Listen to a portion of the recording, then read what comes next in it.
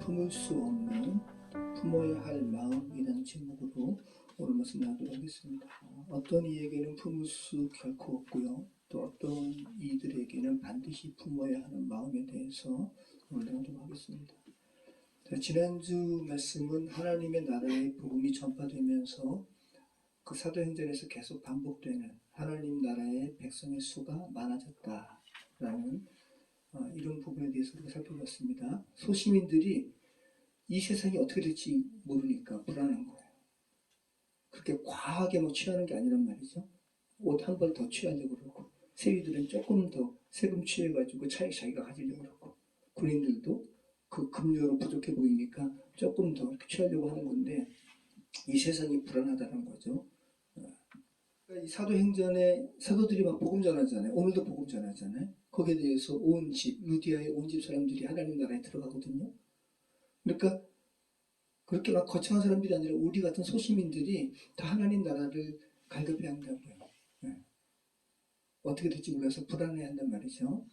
너무 소망을 기대할 수 없으면 슬픔이란 감정도 얼굴에 드러나지 않는 거예요. 하나님 나라는 정말 이렇게 끊어진 것 같은 소망으로 인해서 그냥 막 절규하는 사람들이 다시 소망을 찾는 나라가 하나님 나라. 그래서 사도행전에 전도자들이 너무나 벅찬 거예요. 그래가지고 산 넘고 바다 건너가지고 사도 바울을 위시한 사람들이 이렇게 복음을 증거하는 거죠. 자, 우리 오늘 말씀 나누도록 하겠습니다. 우리 6절로 10절 말씀 우리 같이 읽도록 하겠습니다. 성령이 아시아에서 말씀을 전하지 못하게 하시거늘 그들이 부르기아와 갈라디아 땅으로 다녀가 무시아에 이르러 비두니아로 가고자 애쓰되 예수의 영이 허락하지 아니하시는지라. 무시아를 지나 드로아로 내려갔는데 밤에 환상이 바울에게 보이니 마게도냐 사람 하나가 서서 그에게 청하여 이르되 마게도냐로 건너와서 우리를 도우라 하거늘 바울이 그 환상을 보았을 때 우리가 곧 마게도냐로 떠나기를 힘쓰니 이는 하나님이 저 사람들에게 복음을 전하라고 우리를 부르신 줄로 인정함이로라. 드디어 복음이 유럽 땅으로 건너가게 된 장면을 우리가 좀 읽었습니다. 잠시 지도 보도록 하겠습니다. 자, 여기 지도 보시면 여기 안디옥에서 2차 전도 여행이에요. 안디옥에서 이렇게 수리아, 길리기아 이렇게 말씀 증거하다가 다소, 타르소스, 또 이렇게 타우로스 산맥을 건너서 루스드라, 그 다음에 여기 더베에서 루스드라, 루스드라에서 디모데 제외하고 디모데도 또 이 전도 여행에 합류하는 거예요. 그럼 바울, 실라, 디모데. 그래가지고 이고니온 가고요. 이고니온에서 비시디아, 안디옥. 1차 전도 여행의 그 전도 지역을 다시 한번 이렇게 살피면서 교회를 견고히 세우는 거죠. 바나바와 마가는 여기 구브로 성으로 갔죠. 그래서 결국은 1차 전도 여행을 다 인간이 보기에는 두 팀으로 나뉘어진 것 같아도 하나님 보시기에는 선교팀이 결국은 하나인 거예요. 바나바와 마가는 구브로로 가고 나머지 바울과 실라가 이 내륙으로 가니까요. 자, 그 다음에 이 비시디 안디옥에서 바울은 당시에 로마 제국의 세 번째 도시인 아시아, 이 아시아가 지금 이 동양권 아시아가 아니라 이 로마 제국의 어떠한 그 분할 지역에 지금 현재 이 소아시아 지역이 그때 아시아로 불린 거예요. 아시아의 이 해안가에 있는 대도시인 에베소로 가고자 했어요. 근데 이 에베소는 너무 엄청난 우상의 도시이기 때문에 하나님께서 아마 막으신 것 같아요. 바울과 실라 또 디모데가 이 부르기아, 무시아까지 가서 그 다음에는 이 비두니아로 가고자 했는데 또 하나님께서 막으셔가지고 이 무시아 이 지역에서 드로아까지 가는 거예요. 이 드로아에서 바울에게 하나님께서 환상 보여주시면서 마게도냐는 그리스의 중북부 지방이 마게도냐고 남쪽 지방이 아가야예요. 그래서 아가야에 고린도가 있어요.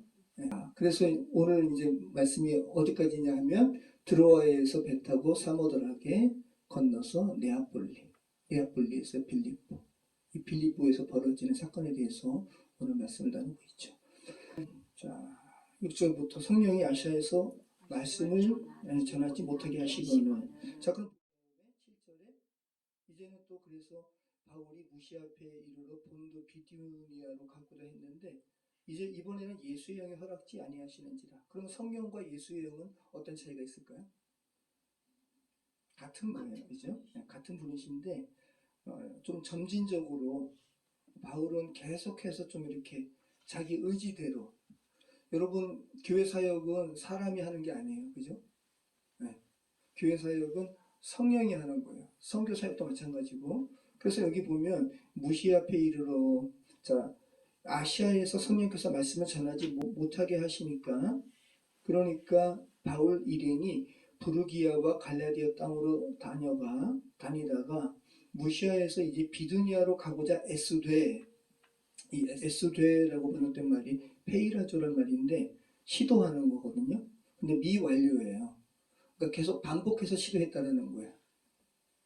성령께서 막으시면 하나님의 뜻이 어디 있는가 여쭤야 되는데 바울 일행이 계속해서 페이라조 했어요. 시도했어요. 비두니아로 가고자. 그랬더니 이번에는 이제 누가가 표현을 약간 달리해서 예수의 영이 허락하지 않았다라고 성령이 막으셨다라는 표현보다 좀 더 강한 표현으로 이 성교는 사람의 의지로 하는 게 아니야. 하나님의 인도하신 가운데 하나님께서 친히 역사하시는 거야 라는 것을 누가가 그의 필체로 지금 강조하고 있는 거예요.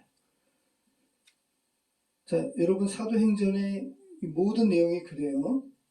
성교는 하나님께서 주도하시고 하나님께서 이끌어 가시는 거고 사람은 하나님의 그 인도하심을 좇아서 순종하는 거예요. 사도행전 8장에서 하나님께서 갑자기 빌립도로, 그죠? 사마리아에 있는 빌립도로 갑자기 이디오피아 여왕 간다게의 네시를 만나게 하시죠. 네. 그래서 성령에 이끌려가지고 네시에게 증거하잖아요. 기억나시죠?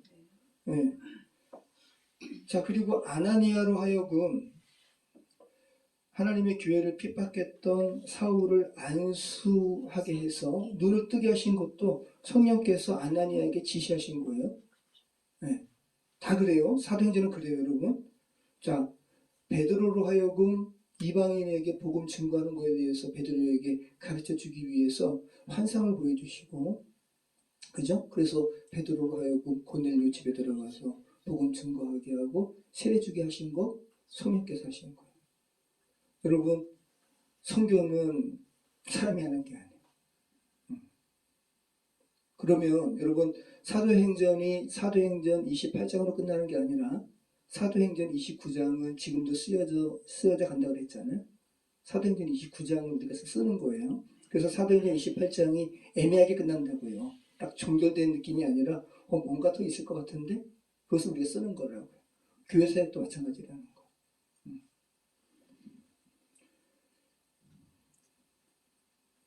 그래서 우리가 누구에게 복음을 증거하고자 하는 마음이 들어오고 누구에게 복음을 증거하고자 하는 그런 상황이 우리 뜻대로 되는 게 아니라는 거. 성령께서 강구하고 성령의 인도하심 따라서 그러한 전도 사역을 해야 된다는 거. 우리는 다시 한번 생각하게 됩니다. 그래서 그냥 전하는 말씀이 아니고 그냥 듣게 되는 게 아니라는 거예요. 하나님의 말씀을. 그건 잘 생각해 보시기 바라요. 자, 그런 가운데 계속 바울 일행은 자신의 뜻대로 하려고 하니까 성령께서 막으시고 그 다음에 또 재차 계속 시도하니까 이제 예수의 영이 막으시는데 그러다가 무시아를 지나서 아까 말씀드린 대로 해안가 드로아로 이렇게 내려갔는데 밤에 환상이 보이는 거예요. 어떤 사람이 어떻게 표현하고 있어요? 바울이 본 환상이 뭐예요? 꿈이 아니에요. 마케도니아 사람 한 사람이 서서, 그죠? 그에게 이르되, 그죠? 바울이여 마게도냐로 건너서 우리를 도우소서. 이런 환상을 지금 바울이 봤다라는 것이고 그 환상을 바울이 보자 바울이 즉시 여기 꼭 마가복음의 말씀이 아주 그냥 빠른 속도로 역사하는 것처럼 바울이 이거 하나님의 인도하심이구나 하면서 바로 마게도니아로 가기로 힘썼다라고 표현하고 있잖아요. 그래서 하나님의 인도하심은 확실하다라는 것을 우리는 알 수 있죠. 이런 부분을 통해서. 자, 그래서 이것은 단순한 꿈이 아니라 무아지경 상태에서 시각적으로 본 것을 의미해요. 요 사도행전에 호라조라는 이 환상이라는 단어로 쓰인 호라조가 여러 번 나오거든요. 그리고 다른 복음서에서는 딱 하나 나와요. 마태복음 17장 9절에서 변화산 사건을 변화산에서 막 변화된 모습, 그리고 예수님이 엘리야, 모세랑 이렇게 대화하잖아요. 이 모습을 누가 봐요? 베드로, 야고보, 요한.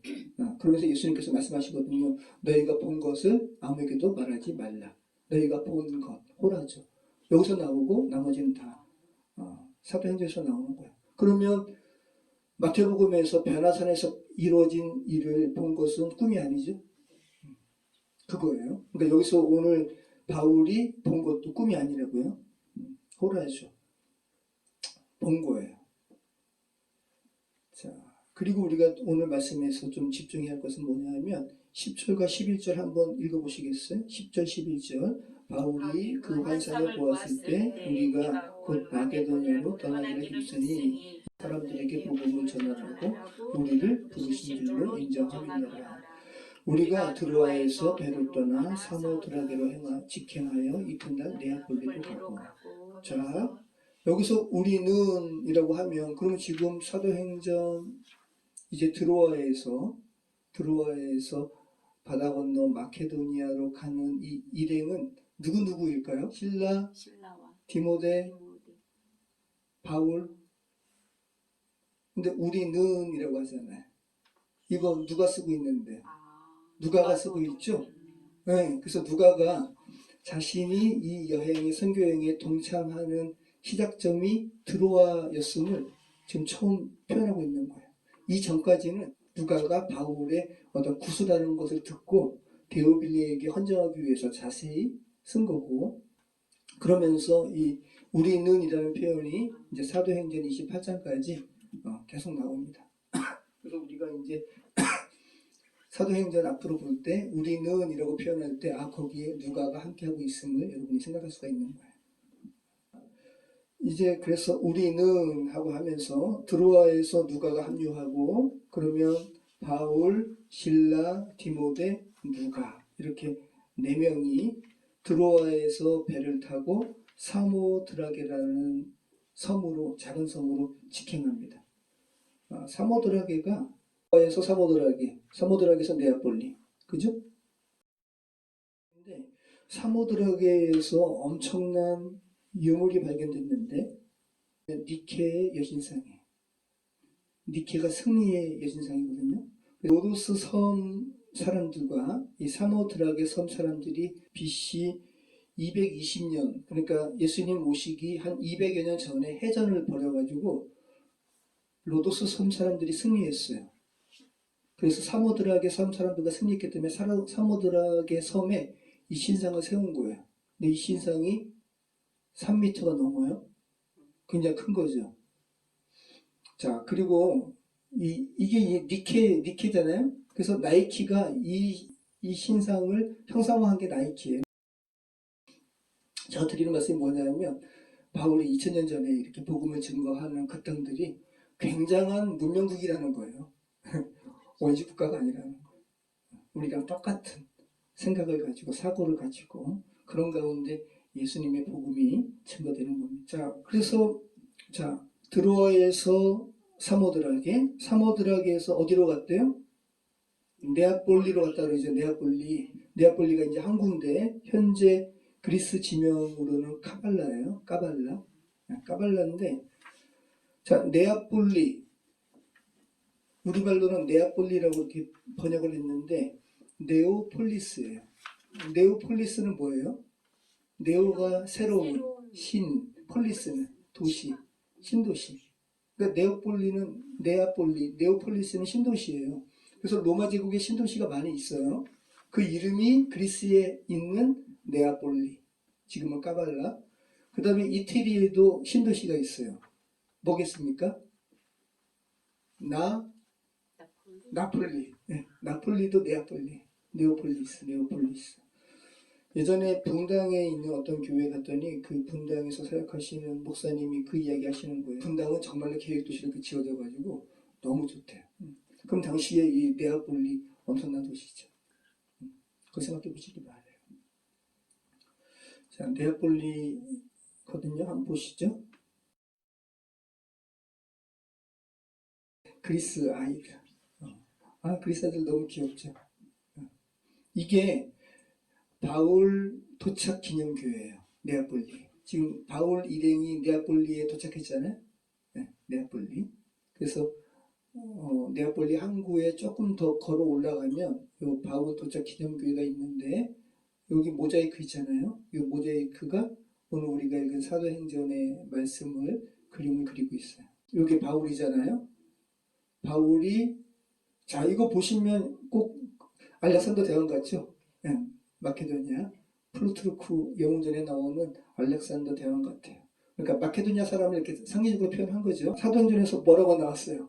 마케도니아 사람 한 사람이 서서, 그죠? 서서 표현 그대로 하고 있잖아요. 서서 와서 우리를 도우라 하니 바울이 배 타고 마케도니아로 건너가네요. 그래서 이제 드로아를 지나서 사모드락에 지나서 네아폴리에 도착합니다.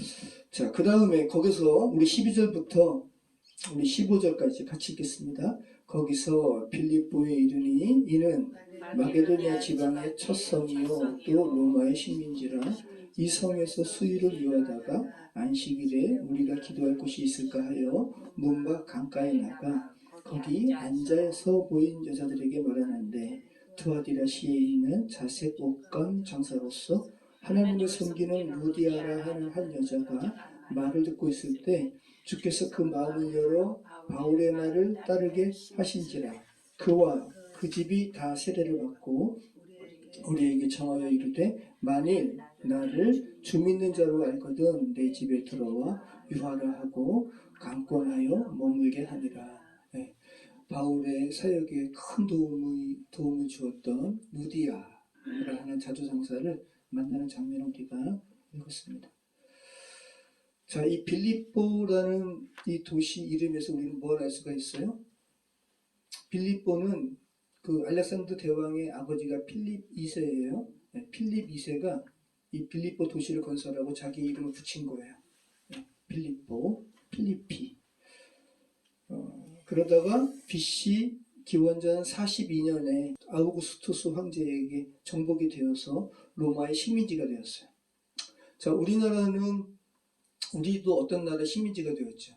일본. 우리는 일본이라는 국가의 식민지가 되었다는 것을 우리는 되게 수치스럽게 여기고 마음이 안 좋잖아요. 근데 이 사람들은 달라요. 로마의 식민지라는 것은 아주 그냥 내세울 만한 자랑거리였어요. 그래서 이 빌립보는 로마의 제2도시, 그러니까 아주 작은 로마를 표방한 도시인 거예요. 그래서 제도도 로마 제도를 따랐고 바울이 지금까지 다녔던 그 어느 지역보다 로마의 관습과 로마의 그러한 제도와 어떤 건물들이 가장 잘 드러난 곳, 빌립보. 그래서 오늘 우리가 살펴보는 사도행전 16장은 바울이 그렇게 쉽지 않잖아요. 막 감옥에도 갇히고.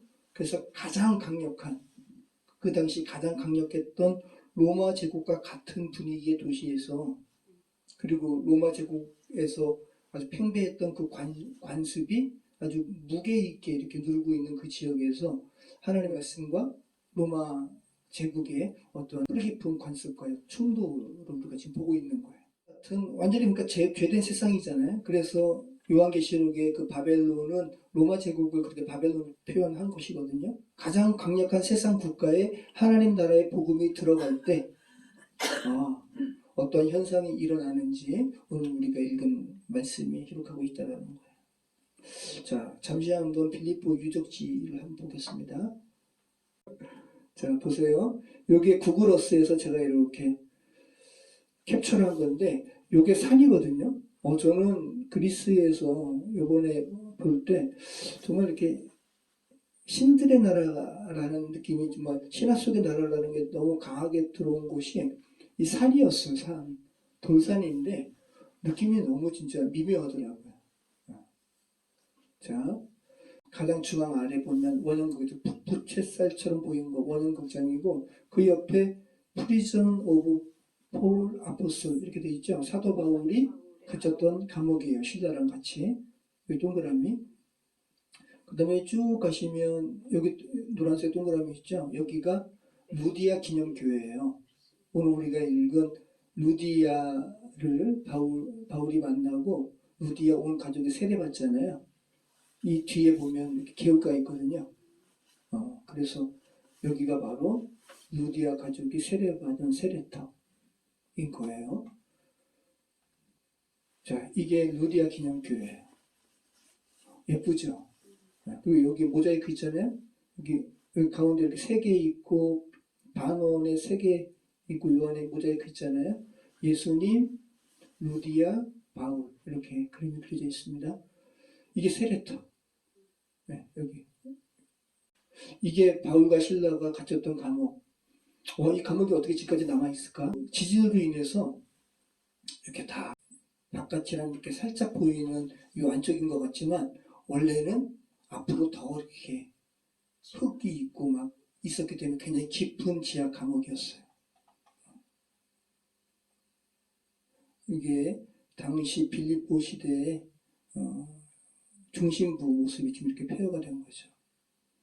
물론 이제 그 바울 시대 때 모습도 있지만 그 이후에 또 비잔틴 시대 때 건축물도 이제 있는 거죠. 다 폐허가 된 거예요. 이게 로마는 도시마다 이런 원형 극장이 있었습니다. 여기에 빌립보 도시의 그런 거리고 여기에 막 여러 가지 건축물이 있었던 거죠. 도시. 그러니까 이게 바울이 여기를 걸은 거예요. 생각해 보시기 바래요. 그러니까 성지순례는 이런 감동이 있는 것 같아요.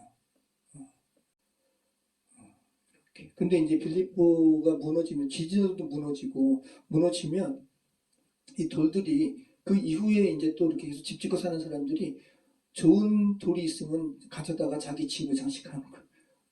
그랬다 그래요. 여기 원형극장에 한 동행했던 목사님이 앉은 모습을 제가 찍은 건데요. 원형극장이 이렇다고요. 이렇게 큰 바위를 이렇게 해서 앉는 모습. 원형극장. 원형극장 위에서 찍은 거. 이 산. 이게 빌립보의 뒤에 보면 산이 있거든요. 근데 고린도도 이런 비슷한 분위기의 느낌이 나더라고요. 정말 좀 독특해요. 한번 느낌을 한번 보시기 바라요. 자, 우리 12절, 13절 다시 한번 읽어보겠습니다. 거기서 빌립보에 이르니 이는 마게도냐 지방의 첫 성이요 또 로마의 식민지라 이 성에서 수일을 요하다가 안식일에 우리가 기도할 곳이 있을까 하여 문각 강가에 나가 거기 앉아서 모인 여자들에게 말하는데. 자, 보세요. 지금까지 바울은 소아시아 지역에서 대도시를 가면 바로 회당 찾아갔어요. 그리고 이제 자연스럽게 복음을 증거했는데 회당이 없는 지역에서는 이제 길에서 복음 증거하다가 이제 안전뱅이도 일어나게 하고, 근데 여기도 회당이 없는 거예요. 유대인 성인 남자 10명이 있으면 회당부터 짓거든요. 그러니까 여기에 유대인 성인 10명이 없었던 거예요. 그런데 소수의 유대인은 있었고 또 유대인들이 믿는 유대교에서 믿는 하나님을 경외했던 이방인들이 있었어요. 그건 뭐 다른 어느 지역에도 있었어요. 근데 여기 빌립보에서는 자주장사 루디아가 하나님을 경외했던 사람인 거죠. 여러분, 이 자주장사는 굉장히 여기 자주장사 루디아는 엄청난 사업가예요. 그 뿔고동에서 이렇게 보라색 염료 채취하는 건데 1200개 뿔고동에서 1.2g만 채취된대요. 그 뿔고동 보면 보라색 그 느낌이 있는 거 있잖아요. 거기서 그 염료가 1200개 뿔고동에서 1.2g. 그러니까 이 자주색 옷은 귀족을 상징하는 거고, 그래서 예수님 자색 옷을 입혔다 그러잖아요. 희롱한 거예요. 너 유대인의 왕이라며 하면서 희롱한 거죠. 자, 그래서 로마 군인들도 나름대로 이렇게 지배층이니까 여기 빌립보는 로마 당국이 로마 군인의 퇴역한 군인들을 이쪽으로 이주시켜가지고 살게 했거든요. 그러니까 굉장히 자주색 옷감을 사용할 만한 그런 사람들이 있었던 거죠. 두아디라 출신의, 두아디라는 요한계시록에 나오는 7교회 중에 하나죠. 그 지역, 그러니까 소아시아에 있습니다. 그 지역 출신의 루디아라 하는 여자가 자색 옷감으로 사업을 했던 사람이에요. 굉장히 부유한 사람인데 바울의 하나님의 섭리죠. 하나님의 섭리 가운데 이렇게 만나게 된 거죠. 자, 빌립보에 성인 남자 10명이 없었기 때문에 회당도 없고, 그래서 바울이 굉장히 조심스럽게 도착한 다음에 수의를 유하는 거예요. 분위기 본 거죠. 그러다가 안식일에 우리가 기도할 곳이 있을까? 라고 생각하면서 문밖 강가에 나가서 거기 앉아 보인 여자들에게 말했다라고 나오잖아요. 그래서 이 문밖 강가라는 게 뭐냐면 우리나라 예전에 사대문 안에, 그죠? 사대문 안에는 좀 성벽이 있고, 그죠? 좀 통제를 했잖아요. 여기도 포메리움이라고 로마 당국이 빌립보 도시에 포메리움이라는 어떤 구역을 설정을 했어요. 그래서 거기에는 군대도 주선하지 못하고, 그리고 이방신을 가진 종교도 못 들어가요. 포메리움 안에. 그래서 지금 그 밖에서 지금 바울이 여기 문밖 강가라는 게 그 포메리움을 이야기하는 겁니다. 그 포메리움 밖에서 기도할 곳을 찾는데 어떤 여인들이 모여서 기도하는 것을 보니까 이 프로슈케라는 거예요. 프로슈케. 회당이 아니라 기도처. 그러니까 바울도 이제 유대인이니까 기도하는 사람들의 모임을 발견을 한 거죠. 그러면서 바울이 또 복음을 증거하는데 그 복음 증거하는 가운데 누가 반응한 거예요? 루디아가. 그와 그 집, 그러니까 루디아와 루디아 집 사람들, 단순히 가족뿐만 아니라 사업을 하는 루디아의 가솔들이 다 세례를 받게 되었습니다. 아까 그 세례터에서. 그리고 바울에게 이야기하는 거예요. 우리에게 청하여 이르되 만일 나를 주 믿는 자로 알거든 내 집에 들어와 유하라 하고 강권하여 머물게 하니라. 그러면서 수일을 머물면서 또 바울은 복음 가르치면서 빌립보 교회를 세운 거죠. 자, 루아디라 다시 한번 보시죠. 루디아. 이게 루디아 기념교회. 이쁘죠? 아까 그 빌립보에서 유적지를 이렇게 걷다가 이제 그 가이드가 세례터는 저쪽에 있습니다라고 하면서 저희에게 안내한 곳이 루디아 기념교회였고 이 기념교회 뒤편에 기독교가 있는 거예요. 네. 이렇게 빛이 이렇게 비춰져가지고 황금빛처럼 굉장히 아름답게 찍혔더라고요. 이건 누구겠어요? 예수님. 바울. 네. 자, 여기 루디아와 루디아 집사람들. 되게 우아하신 것 같아요. 루디아. 기념교회 내부에 이렇게 천장에도 이게 지금 도움으로 되어 있는데 천장에 이렇게 프레스코어로 그린 건지 사도행전 말씀을 이렇게 다 그림을 그려놨어요. 이게 지금 그거잖아요. 감옥에서 이렇게 나오는 바울. 이게 그리스 전공에서 세운 교회라고 그래요. 그리스는 그리스 정교회니까 국교가 이렇게 천장. 여기 세례터. 네. 그래서 한번 만져봤어요. 함께한 사람들이. 지금 만지고 있는 거예요. 물 한번 이렇게 축여보는 거예요. 지원이도 만졌어요. 자, 이렇게. 세례터.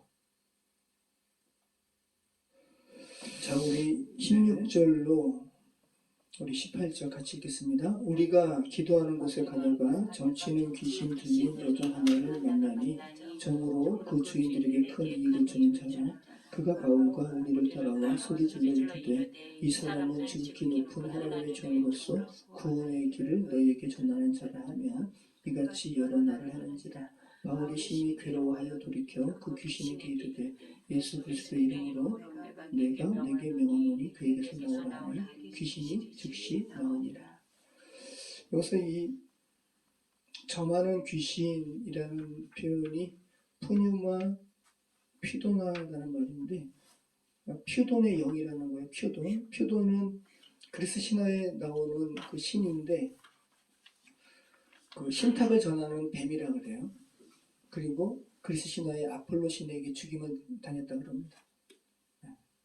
그리고 플루타르크에 의하면 이 신이 접하게 되면 사람들이 복화술을 한대요. 복화술이 뭐냐면 그 인형극 많이 하죠. 입은 가만히 있으면서 막 소리 나는 거. 이게 복화술이에요. 그래서 이 점치는 그 어린 소년인데 복화술로 이렇게 말을 했다 그럽니다. 이 복화술을 하게 되면 사람들이 입은 가만히 있는데 말을 하니까 신의 소리라고 얘기했다는 거예요. 속임수죠, 속임수. 자, 그러면서 이 여정 안에 있는 귀신이 바울 일행을 막 쫓아다니면서 엄청난 말을 하죠. 뭐라 그래요? 이 사람들은 지극히 높은 하나님의 종으로서 구원의 길을 너희에게 전하는 자다. 그 귀신은 하나님을 알죠. 그래서 예수님한테도 뭐라 그래요? 지극히 높으신 하나님의 아들이소이다. 근데 그러면 이 바울이 전하는 복음에 대해서 그 원천이 하나님께 있음을 지금 고백하는 내용이잖아요. 좋은 내용인 것 같아도 내용은 그렇지만 막 요란하게 한 거죠. 막, 그죠? 소리 지르고 막 그렇게 난리친 거예요. 자, 근데 중요한 것은 뭐냐면 이들은 바울, 실라, 디모데, 누가 이들은 지극히 높은 하나님의 종이야. 그리고 구원의 길을 너에게 전하는 자야. 여러분, 구원의 길로 표현하잖아요. 예수님도 내가 곧 길이요라고 표현하잖아요. 그래서 자, 구원의 길을 너희에게 전하는 자야라는 부분을 직역을 하면 그들은 너희에게 구원의 방법을 선포하는 자라는 의미예요. 여러분, 구원의 방법이 뭐예요? 예수 그리스도와 예수 그리스도의 행하신 십자가 사역을 믿는 거예요. 이게 구원의 방법이에요. 근데 이것을 구원의 길이라고 표현하는 거죠. 그래서 기독교 복음은 결코 나이스하지 않아요. 지식이 있는 사람들에게 있어서는 나이스한 게 아니에요. 왜? 독선적인 것처럼 보이니까. 불교처럼 아이고 왜 너희만 그렇게 구원이 있다 그래? 여기에도 있고 저기에도 있고 다 중용이지. 서로 화합하는 거지. 그래서 지성인들에게 있어서는 더더욱 기독교 복음은 나이스하지 않아요. 근데 여러분 복음을 구원의 길이라고 표현한 것에 대해서 여러분 생각해 보시기 바래요. 길이에요, 길. 만약에 여기서 서울에서 부산까지 가는 고속도로를 경부고속도로 하나밖에 없다고 하면 그죠? 그러면 부산을 가야 되는데 서울에서 경부고속도로밖에 하나밖에 없어요. 근데 어떤 이가 다른 길로 가요. 그러면 이 경부고속도로 하나밖에 없다는 것을 아는 사람이 야, 너 그 길로 가면 안 돼. 부산 가려면 경부고속도로 이것만 타야 돼. 라고 말하는 게 독선적인 것처럼 보이죠. 근데 사실이거든요. 그래서 기독교 복음 이 구원의 길이라고 표현하는 것에 대해서 여러분 잘 생각해 보시기 바래요. 다른 길은 없어요. 예수님도 말씀하신 것처럼 내가 곧 길이요 진리요 생명이니 나로 말미암지 않고는 아버지께로 갈 자가 없다. 네. 지난번에 조육한 권사님 시부님께서 돌아가셔서 저희가 그 장례식에 갔잖아요. 그 권사님도 기억나시는지 모르겠는데 황경현 장로님이 이렇게 제 앞에 오셔서 여러 말씀하셨는데 그분 장남이 두바이에 계시니까 두바이 자주 가시잖아요. 그러면서 이분이 말씀하신 게 뭐예요? 와, 두바이 가니까 다 사람들이 이슬람인으로 태어나서 이슬람권 가운데 살아가다가 이슬람인으로 죽는 거야. 그러면서 이분이 뭘 고백하냐 하면 저는 그게 너무 깊게 왔거든요. 와, 그러니까 하나님은 어떤 사람한테는 그런 곳에서 태어나게 하셔가지고 결국 기독교 복음 못 듣게 하고 죽고, 어떤 이에게는 뭐 이렇게 구원받게 하시는 거 불공평해라는 말을 하는 게 아니라 그분이 말씀하신 건 뭐냐 하면, 와, 우리가 이 한국이라는 곳에서 태어나서 기독교 복음을 접하게 되고 기독교 복음 안에서 이렇게 지내는 것이 얼마나 큰 복인가, 이 말씀 하시는데, 그렇죠. 이게 진짜 큰 복인 거예요. 사람들이 너무 이렇게 배가 불러가지고, 네, 배가 불러가지고 엉뚱한 소리를 하는 거예요. 그게 믿어지는 것이 엄청난 은혜인 거예요, 정말. 진짜 황경래 장로님께서 너무 귀한 말씀을 하시더라고요. 세월호 때 그 의인 김동수 씨 있잖아요. 김동수 씨가 세월호 사건으로 인해서 후유증으로 막 자해도 하고 막 그러시잖아요. 그러니까 그 커튼 뜯어가지고 줄 만들었잖아요. 그 아이들 이렇게 잡아 올렸다고요. 그랬더니 그분을 괴롭히는 건 뭐냐면, 아저씨, 그러니까 아이들이 기다리는 그 모습. 구원은 길이고 밧줄이에요. 이 밧줄 던져져서 이 밧줄 잡지 않으면 죽는 거잖아요. 근데 이 밧줄 외에 다른 밧줄이 있다고, 썩은 동아줄 이렇게 붙어도 된다고 얘기하는 게 사단의 지배하에 있는 종교의 말이고 사람들의 말인 거고. 자, 기독교 복음은 나이스하지 않습니다. 굉장히 독선적입니다. 독선적이라는 것은 구원의 유일성을 말하는 거예요.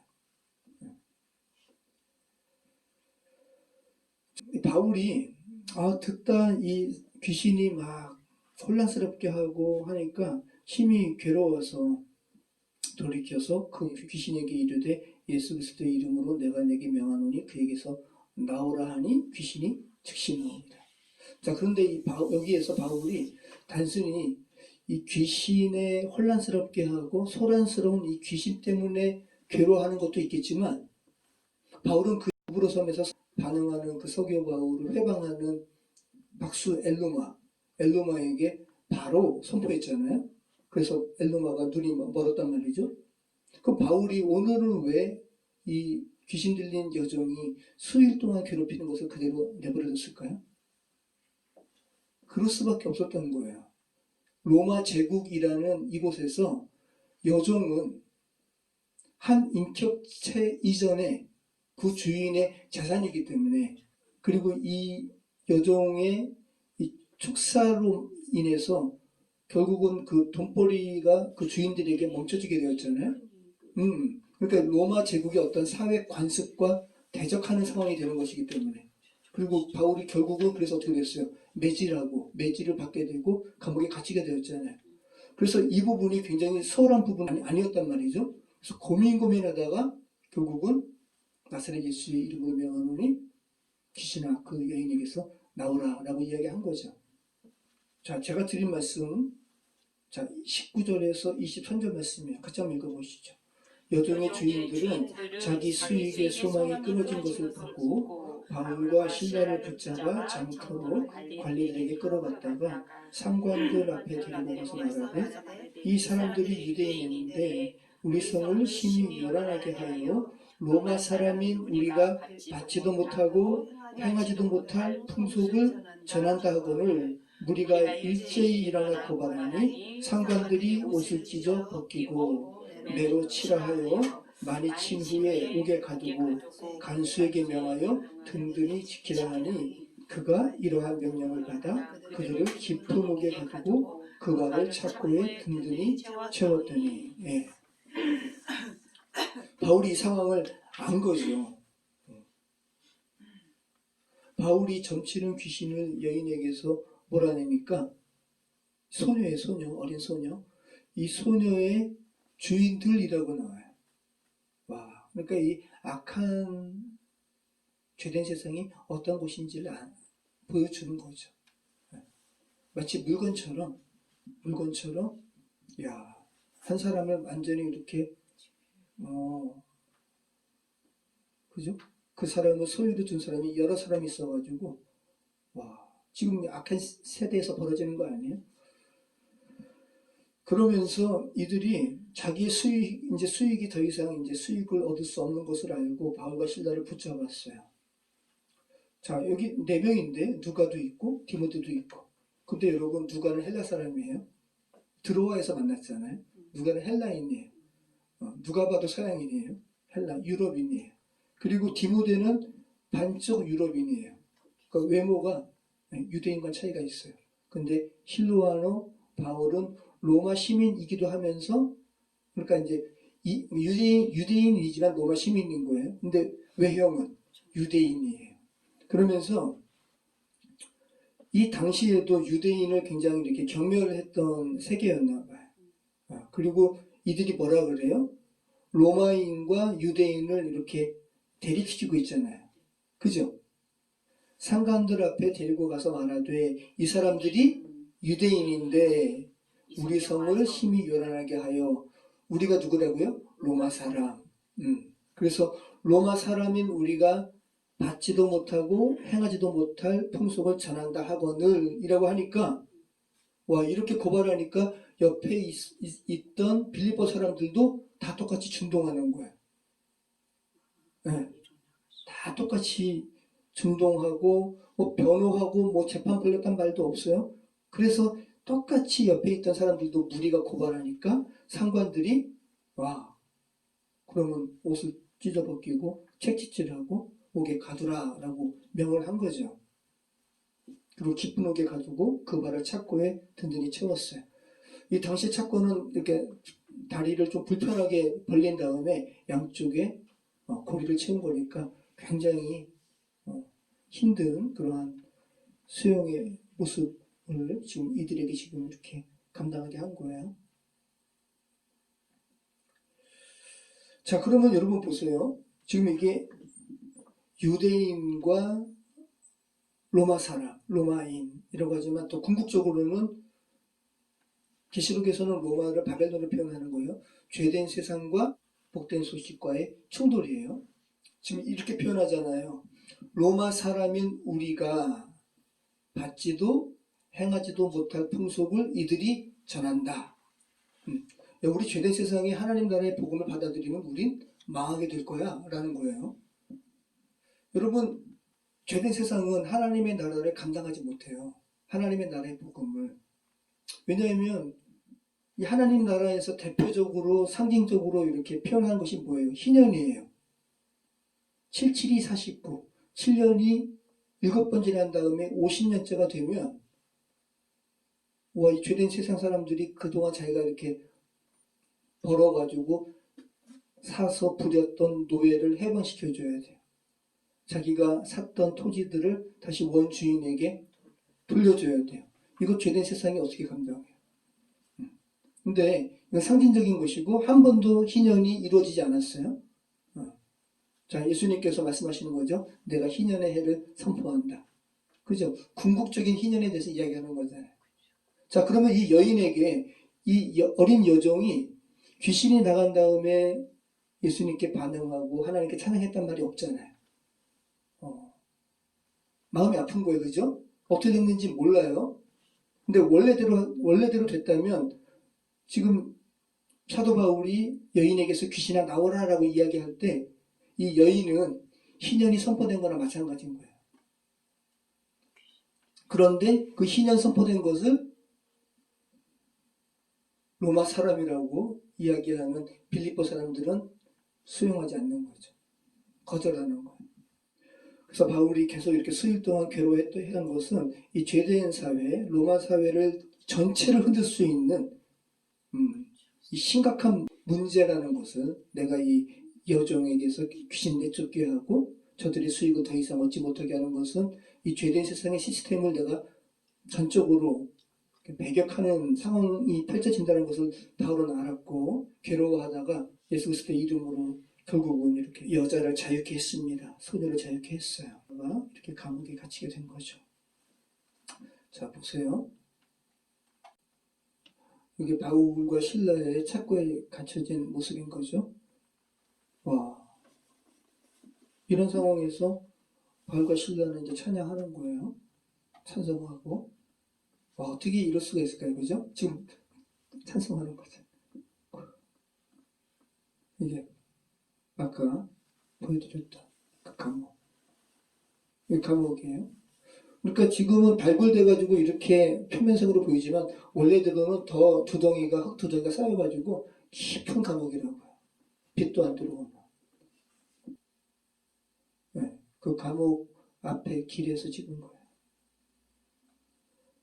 자, 이렇게 지진이 일어나고 그래서 착고가 풀리고 하니까 간수가 죄수들 다 도망간 줄 알고 자결하려고 하는데 바울이 내 몸을 상하게 하지 말라. 우리가 다 여기 있다.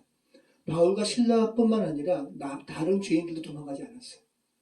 그러니까 간수가 내가 어떻게 해야 구원받을 수 있겠습니까?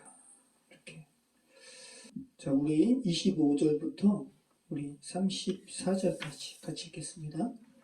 한밤중에 바울과 실라가 기도하고 하나님을 찬송하며 죄수들이 듣더라. 이에 갑자기 큰 지진이 나서 옥토가 움직이고 문이 곧 다 열리며 모든 사람의 메인 것이 다 벗어진지라.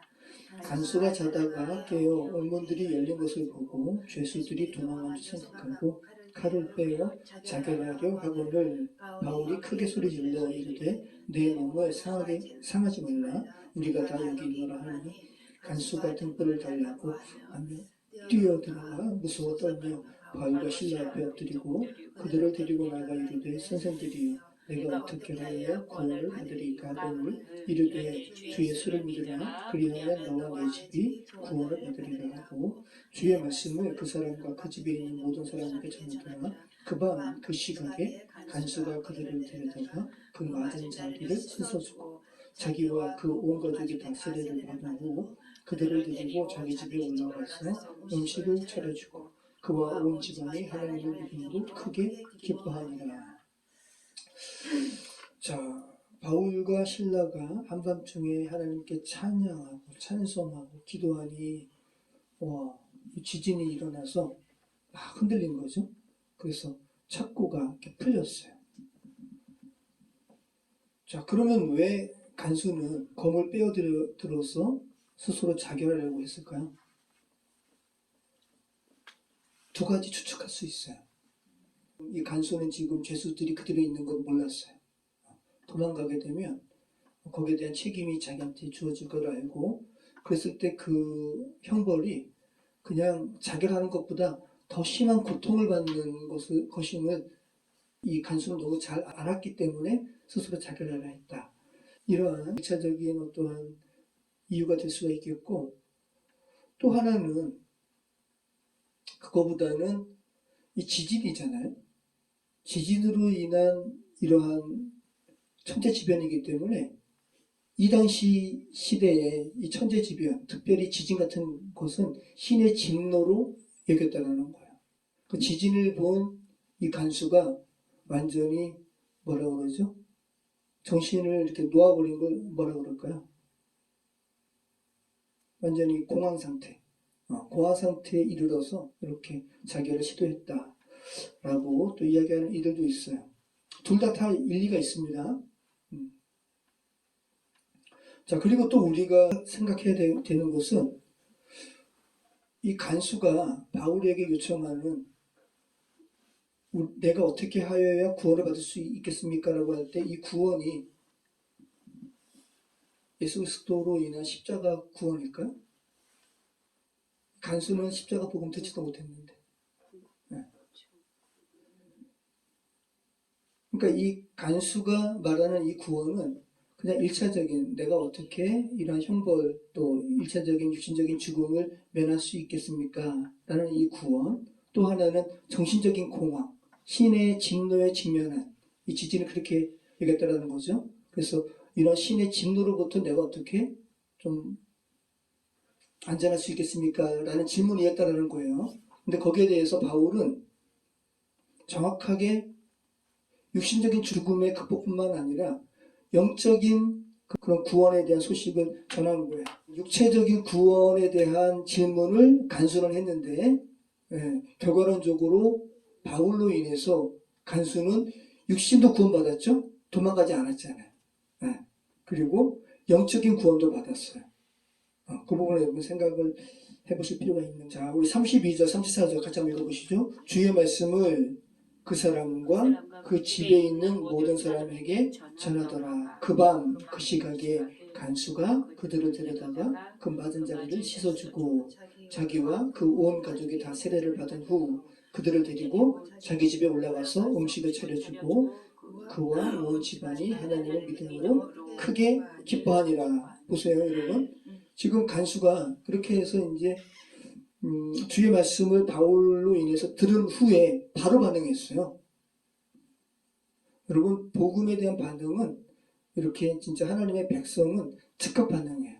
그죠? 그 밤 그 시각에 간수가 바울과 실라를 데려다가 집으로 데려가는 게 아니에요.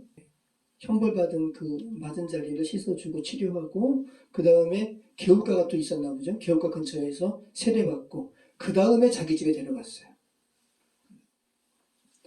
자, 오늘 굉장히 루디아, 그죠? 오늘 집사람들, 여러분 사도행전에 나오는 교회는 다 가정교회라고 그랬어요. 네. 오늘 루디아 집사람들도 즉각적으로 반응했죠. 간수의 집사람들도 즉각적으로 반응했죠. 간수가 바울 선생이요, 내가 어떻게 하여야 구원을 받을 수 있겠습니까? 라고 했을 때 바울은 뭐라 그러냐면 주 예수를 믿으라. 그리하면 너와 내 집이 구원을 받으리라. 이 말씀은 현대적인 의미로 한다면 이해가 안 돼요. 왜냐하면 구원은 개별적인 것이기 때문에 김혜숙 권사님이 예수님 믿는다고 해서 김혜숙 권사님에 속한 온 가족이 다 구원받는 건 아니잖아요. 현대랑 이때랑은 상황이 다른 거예요. 이때는 가부장이 선택하면 그 집 식구들은 다 따르게 돼 있는 거예요. 개별적인 종교적인 자유는 낭트칙령이라 그래요. 카톨릭 말고 개신교, 위그노교도 믿게끔 허용한 게 낭트칙령인데 이때 비로소 개인적인 종교의 선택이 이루어졌어요. 그 전에는 다 어떤 집안의 가장이 선택하면 다 믿게 되는 거예요. 그러니까 가족뿐만 아니라 식솔들 또 루디아 같은 경우는 그 사업에 함께하고 있는 사람들 몽땅 다. 아무튼 우리가 오늘 읽은 말씀에서 루디아 또 이 빌립보의 옥의 간수 이 사람의 공통점은 뭐냐면 복음에 진리가 선포됐을 때 즉각적으로 반응했다는 거예요. 즉각적으로. 자, 하나님께서 비두니아로 가고자 하는 바울을 막으시고 유럽으로 이 마케도니아로 인도하신 결과가 이렇게 열매 맺혔습니다. 그리고 빌립보 교회는 사도 바울에게 있어서 굉장히 헌신적이었어요. 사도 바울이 로마에 갇혔을 때 계속 후원했던 사람. 그래서 바울은 빌립보 교회 사람들 생각하면 기쁨이 넘치고 그랬던 교회였습니다. 자, 우리 35절, 우리 40절 같이 읽겠습니다. 날이 새매에 상관들이 부하를 보내어 이 사람을 놓으라 하니 간수가 그 말대로 바울에게 말하되 상관들이 사람을 보내어 너희를 놓으라 하였으니 이제는 나가서 평안히 가라 하거늘 바울이 이르되 로마 사람인 우리를 죄도 정하지 아니하고 공중 앞에서 때리고 오게 가두었다가 이제는 가만히 내보내고자 하느냐 아니라 그들이 친히 와서 우리를 데리고 나가야 하리라 하는데 부하들이 이 말을 상관들에게 보고하니 그들이 로마 사람이라 하는 말을 듣고 두려워하여 와서 권하여 데리고 나가 그 섬에서 떠나기를 청하니 두 사람이 옥에서 나와 루디아의 집에 들어가서 형제들을 만나보고 위로하고 가니라. 자, 바울도 대단하죠. 자기가 로마 사람인 것은 말하지 않았어요. 바울은 자기가 로마 사람인 것을 이야기할 때 굉장히 오늘 같은 경우는 다 이제 해결된 이유잖아요. 그죠? 그리고 하나님의 복음을 증거하는 데 있어서 아주 당당하게 이렇게 이야기하잖아요. 그리고 나중에 로마서 말미에 나 로마 황제에게 나 상속할 거야 라고 할 때 로마인임을 이야기하죠. 말씀 정리하겠습니다. 작은 로마를 지향하는 빌립보 사회였어요. 그리고 성경에서 이야기하는 어떤 죄된 세상의 어떤 대표적인 그러한 도시예요. 로마. 자, 이 로마는 로마를 지향하는 이 빌립보 사회는 주인이 가부장적인 권위로 모든 식솔들의 생사 여탈권을 쥔 그러한 세상이었어요. 정말 죄된 세상의 극치죠. 그것이 또 로마 제국을 지탱하는 어떠한 근본이었어요. 우리 이 죄된 세상도 마찬가지예요. 일반적으로 주인에게 있어서 당시에 노예는 재산, 재화 그 이상도 이하도 아니었어요. 여러분 2000년이 지난 지금 한국 사회도 마찬가지입니다. 하나님의 나라로 인한 마음의 근본적인 변혁이 일어나지 않는 한 우리는 누구나 로마 제국의 주인처럼 할 수 있어요. 예전 시대와 하등 차이가 없어요. 북한군이 지금 우크라이나에 파병돼가지고 지금 두 사람이 생포가 됐잖아요. 우크라이나는 이 우크라이나 러시아 간의 전쟁에 북한군도 투입됐다는 것을 증명하기 위해서 북한군을 생포하려고 했던 거예요. 그렇게 많이 시도했는데 다 스스로 자결하고 또 북한에서 아마 그러한 북한 군인들에게 아마 강조를 한 모양이죠. 북한이 이 전쟁에 참전했다는 것을 알리면 안 되기 때문에 죽더라도 얼굴에 수류탄을 터뜨려가지고 신원을 여러분 뭐죠? 생포된 두 명 중에 한 명은 턱을 다쳤기 때문에 말을 못하고 근데 다리를 다쳐가지고 말을 하는 그 청년이 지금 22살인가 그래요. 20살이에요. 20살. 군대 입대한 지 2년 된 소총수라 그래요. 근데 집에 가고 싶어 했더니 가고 싶은데 우크라이나에 살고 싶어 그랬더니 우크라이나 사람들은 좋은가요? 그럼 우크라이나에서 살고 싶다고. 이 사람은 북한에 보내면 안 돼요.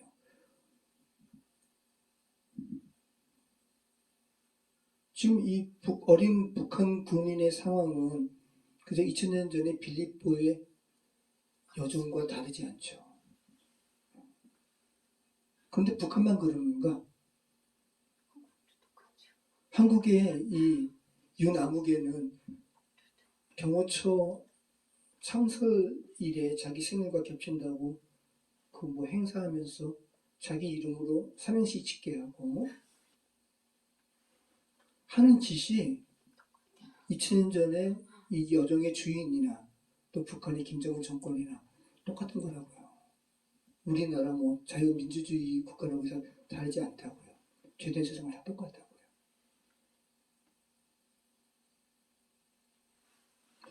하나님 나라의 복음은 정말 죄된 세상의 제국의 논리와 정말 달라요. 오히려 주인이 노예의 생사 여탈권을 쥔 게 아니라 하나님 나라의 복음은 주인이 노예의 모습으로 낮아진 거예요. 정말 다른 거예요. 근본적으로 다른 거예요. 오히려 주인이 종의 모습으로 낮아져 오히려 주인이 노예의 생사 여탈권을 쥔 게 아니라 하나님 나라의 복음은 주인이 노예의 모습으로 낮아진 거예요. 정말 다른 거예요. 근본적으로 다른 거예요. 오히려 주인이 종의 모습으로 낮아져 그 종을 살린다는 이야기가 복음의 이야기예요. 로마의 감옥에 갇혀가지고 바울이 빌립보에 편지를 보내는데 이게 기독론이거든요.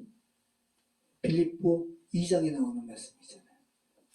너희 안에 이 마음을 품으라. 우리 같이 한번 읽어보실까요? 빌립보서 2장 5절 11절.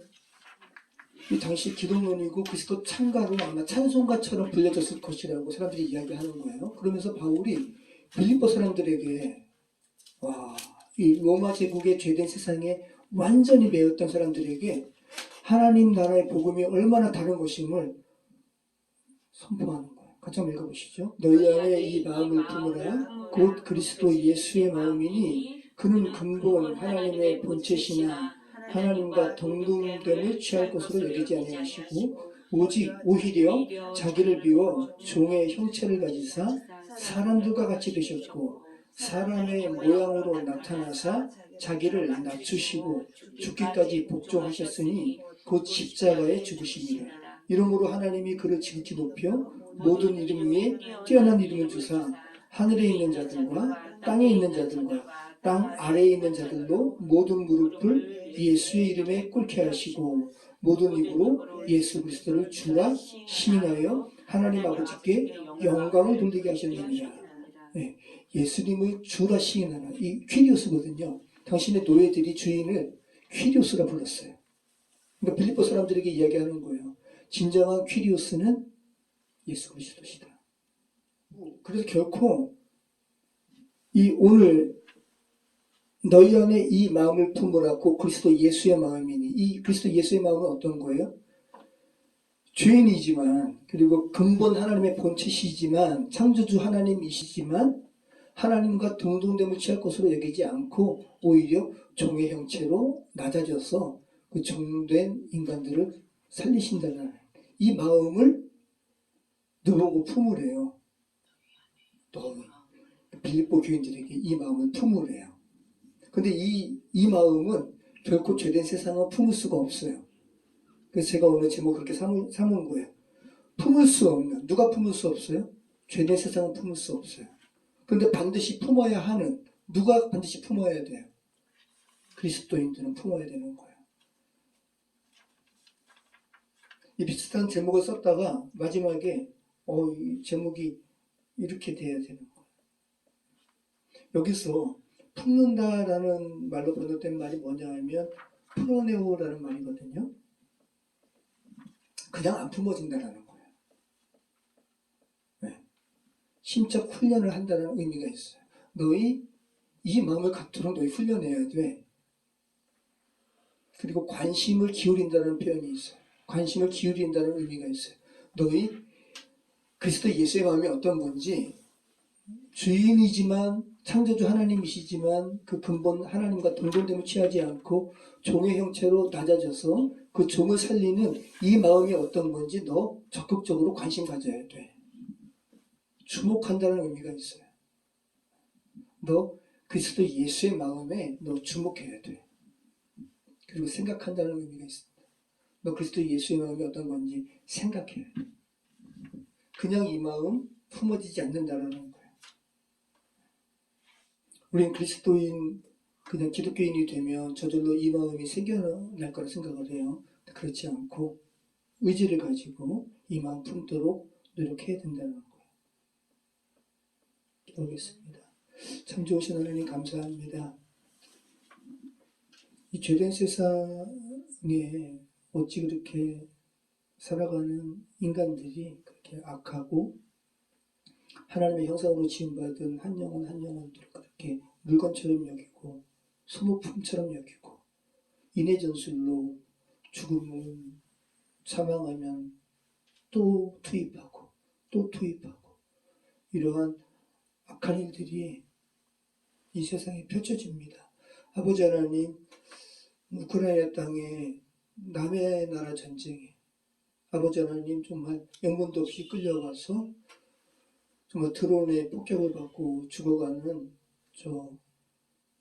저희 아들과 같은 북한 땅의 청소년들 하나님 보호해 주시고 더 이상 이러한 허망한 죽음 맞이하지 않도록 아버지 하나님 속히 이 전쟁 종식될 수 있도록 하나님 인도해 주시옵소서.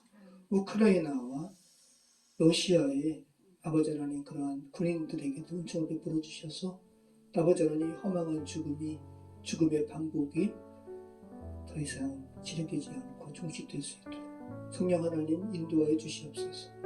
아버지 하나님, 이 대한민국 땅에 정말 너무나 엉뚱한 자가 2년 반 동안 다스린 결과가 어떤 것인지 저희가 정말 명확하게 저희가 보고 있습니다. 아버지 하나님, 이것이 좋은 선례가 되어서 정말 인간의 제도가 완벽할 수는 없겠지만 더 이런 부분을 보완하는 그런 제도로 또 그런 민주주의로 발전하는 대한민국이 되게 해주시옵소서. 속히 이런 혼란들이 종식되는 대한민국 땅이 되게 하여 주시옵소서. 함께 하여 주시옵소서.